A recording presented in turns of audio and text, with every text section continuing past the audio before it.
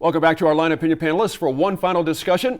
It's one we started last week on the show, but it's persisted as a story through the week, and we wanted to address it again. It all centers around the way media was treated at a recent rally for the Republican nominee for governor, Mr. Mark Ronchetti. Last week, we told you a reporter from Source, New Mexico was denied credentials, and worse than that, was removed when he tried to attend the rally with a regular ticket. Security ID'd him with a photograph.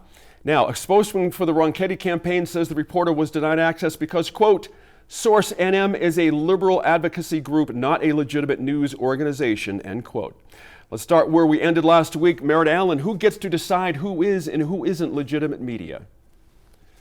Well, as I've shared on the show before, I got my public relations, media relations training from the United States Navy.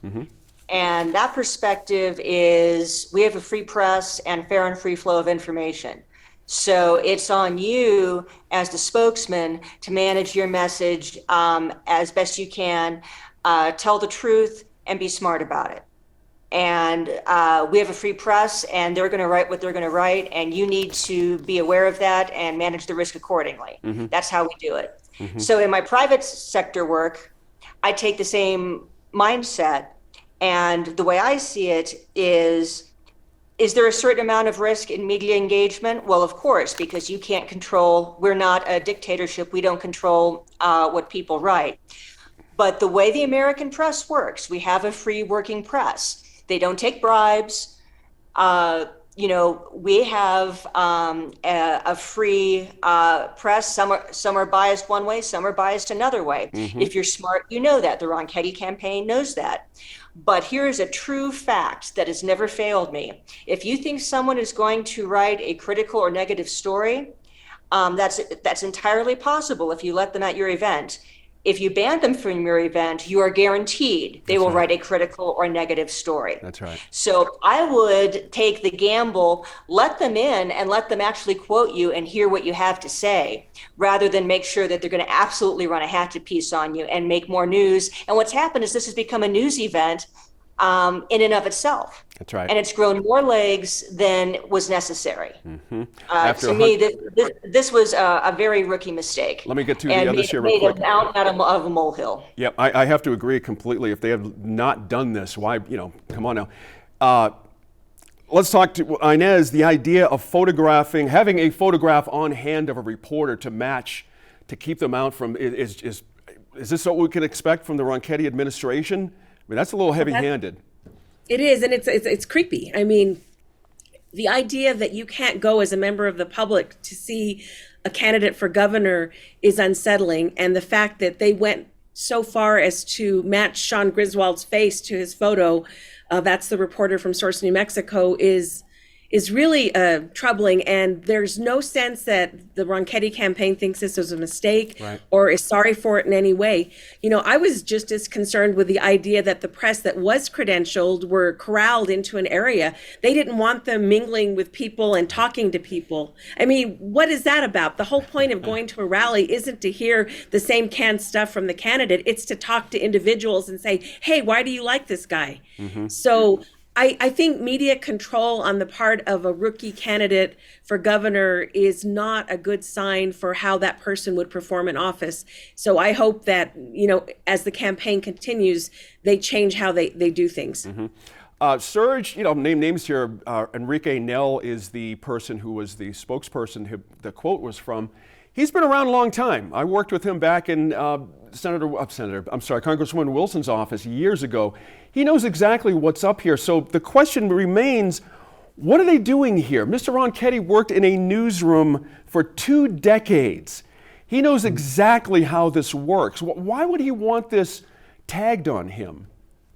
I mean, he does know exactly how this works. And this is the new old playbook of, it was Nixon who was, maybe not the first, but famously said, never forget, the press is the enemy. Write that on the blackboard 100 times, right? Talking to Kissinger.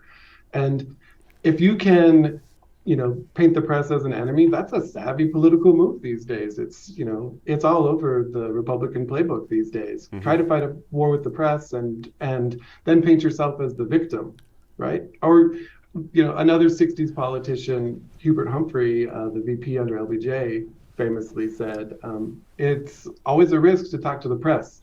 They might report what you said. Right. And so, I don't know what they're hiding or don't want being heard, or if it's just a calculated effort to, create a stir. I mean, it is something we've been talking about, and I assume that plays to a big part of Ronchetti's base to be like, yeah, the media is the enemy, and they don't like you, so therefore it's like empty. It's like empty calories, though. It's like a snack food. That's the part. Binging on this kind of thing. Inconsistent with healthy, democratic debate and public discourse and whatnot. There's that bit, right? Politics have been divorced from healthy, public policy for quite some time. Yep. To be fair, how many times has Governor Lujan Grisham agreed to appear to be on New Mexico PBS? A big zero. It's a goose egg at this point. Yeah. That's a fair point. That's a fair point. There's different ways to do this. I'll say again, sorry. And she's coming next week. The word from the booth. Yeah, there you go. Won't be the first time. In 2.5 years. That's I right. mean, I find our current governor is remarkably inaccessible to New Mexico's free press. Right. She just doesn't respond to press requests. She ignores them. She is a big believer in the canned press availability, and that's a different way of avoiding media scrutiny. So I'm not a fan of that either. Well, let's go back to Senator Pete Domenici. He never really dealt with a lot of press when it was election season, never really had to sit down for debates, all that kind of a thing. Merritt, let me ask you this. In defense of Enrique Nell here, does he have a point? That he cited the money going from the parent organization to Source New Mexico was from the American Federation of State, County, Municipal Employees, AFSCME, and that is his reason for the heartburn. Does that make sense to you?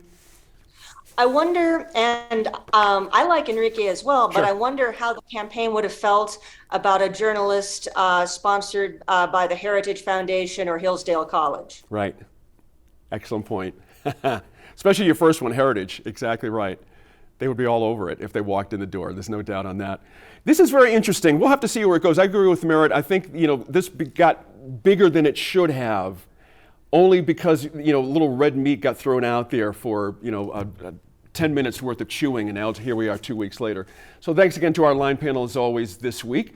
Be sure to let us know what you think about any of the topics, not just this one we covered on our Facebook, Twitter, or Instagram pages. Now, before we go, a look back at the impact of the largest wildfire in state history, the Hermit's Peak Calf Canyon Fire. It destroyed hundreds of homes along with critical infrastructure, water systems, acequias, power lines, internet service, cell phone towers, even the New Mexico PBS translator in Mora that sends our signal across the northern part of the state. While losing a piece of equipment doesn't match the personal loss of a home, it can have a widespread impact on how people are able to receive valuable information during a crisis. This week, our land crew takes us to Mora, where our colleagues in the engineering department have had to rebuild.